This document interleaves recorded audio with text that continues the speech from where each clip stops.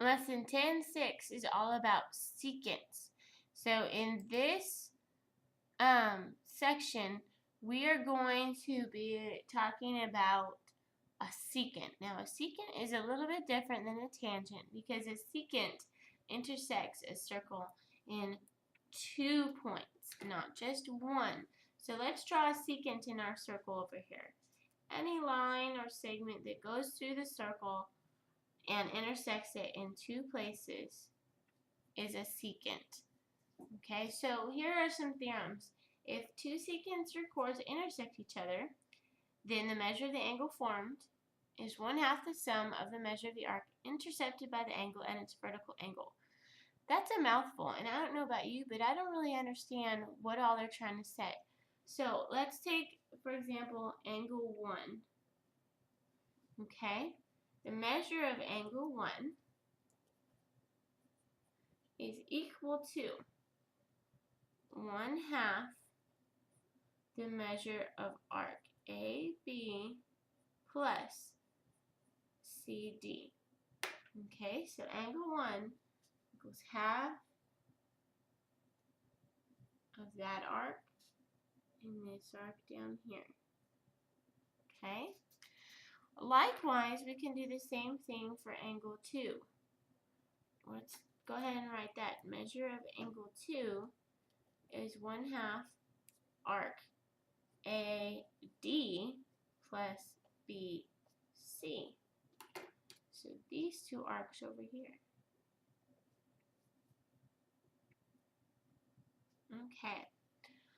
Another secant formula is saying if a secant and a tangent intersect, then the measure of the angle is 1/2 the measure of its arc. So angle 1, this angle right down here, we are going to look at the arc that it intercepts. So arc AB. So angle 1 equals 1/2 the measure of arc AB. So if I'm talking about angle 2, what's the measure of angle 2? It's 1/2 the measure of arc ACB. We want to include the C because otherwise we don't know if we're talking about the major arc or the minor arc. Okay. Alright, our last theorem here, it's talking about 3 different scenarios here. This first picture, we're going to write 2 secants.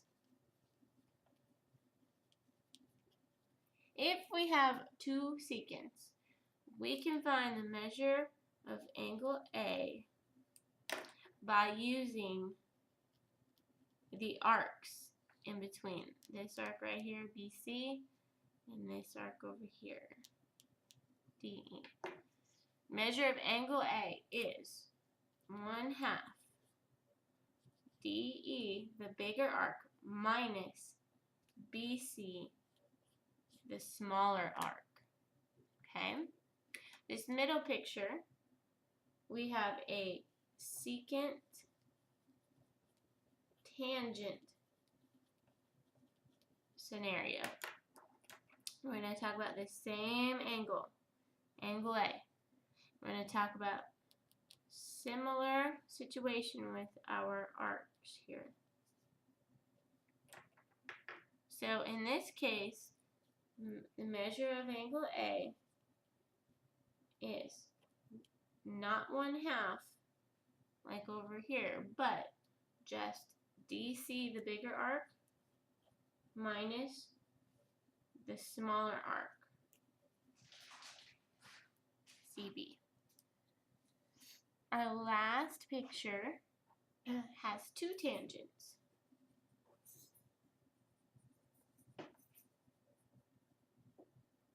We're going to talk about the same angle, angle A. And we're going to talk about similar arcs intercepted. And this is almost the whole circle though this time. So the measure of angle A is big arc BDC minus little arc BC. Okay, we're going to use these as we do example 1. Find x. So here's x right here. And hey, it kind of looks like that first theorem. Here's an arc, and here's an arc. So let's set up our equation. X equals 1/2 88 plus 76. So how big is x? 82 degrees. Letter B. We want to find x again. Here's x over here. Now there's no measures on the arcs opposite it, so we are going to have to find this angle first and then do a little bit of algebra. So let's use these two angles right here. Our arcs. Angle XZY is 1/2 of 62 plus 96. So XZY is 79 degrees. But that's not what we wanted to know. We wanted to know this angle right here, XZW. But I see that WZY is a straight line, so they are supplementary.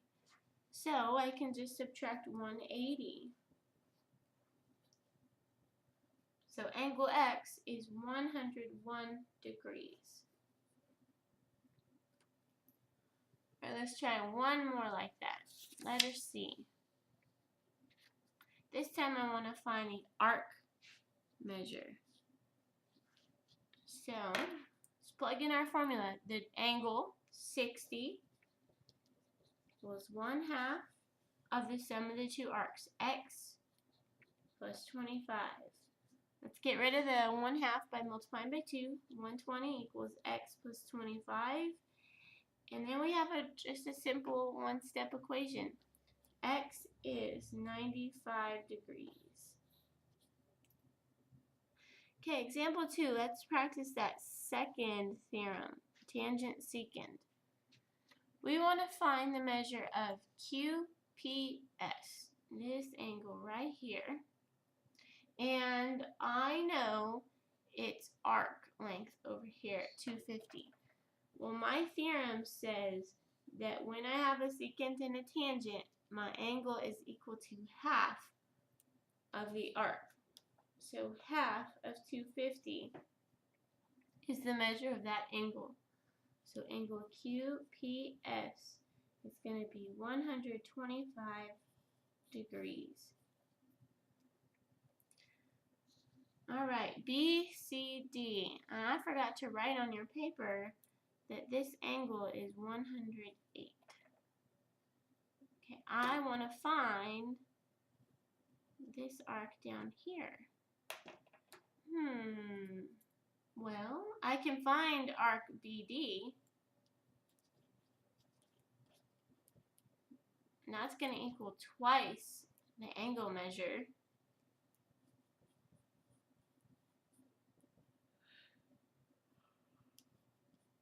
Which is 216. And how many degrees are in a circle? So I can use that to find what I need to find. Let's subtract 216 from 360.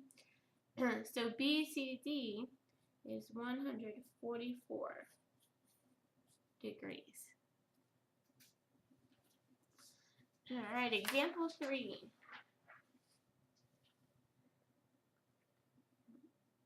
Okay, for example 3, we're going to use those 3 little scenarios. So I want to ask myself, do I have 2 secants, a secant and a tangent, or 2 tangents? And I see 2 secants because I see 2 lines that go through the circle. So I'm going to be looking for angle D and arc BC and arc AD. So my theorem says that 62 degrees equals 1/2 of my larger arc, 141, minus my smaller arc, x. Let's get rid of the 1/2. 124 equals 141 minus x. Okay, let's do some rearranging. And x equals 17. Alright, letter B. I see two tangents. I'm going to be focusing on these things. And I want to find x, y, z. Okay? So, I know my formula says 40 equals 1/2 x minus 140. Multiply by 2. 60 equals x minus 140. Add 140. And x equals 220. Another way you could do this is you could see that since these are two tangents, it's going to be a whole circle. So 140 plus 220, it has to equal 360. That's another way you could do it if you forget the formula. Okay, our last one, this diagram looks pretty scary, but let's fill in what we know. We know that angle S is 35 degrees, and we know that AC is 96 degrees. We want to find RT. So we have two secants here. So 35 equals 1/2 96 minus x. Multiply by 2. And then let's solve for x. X is 26. Awesome. Make sure the concept summary at the bottom.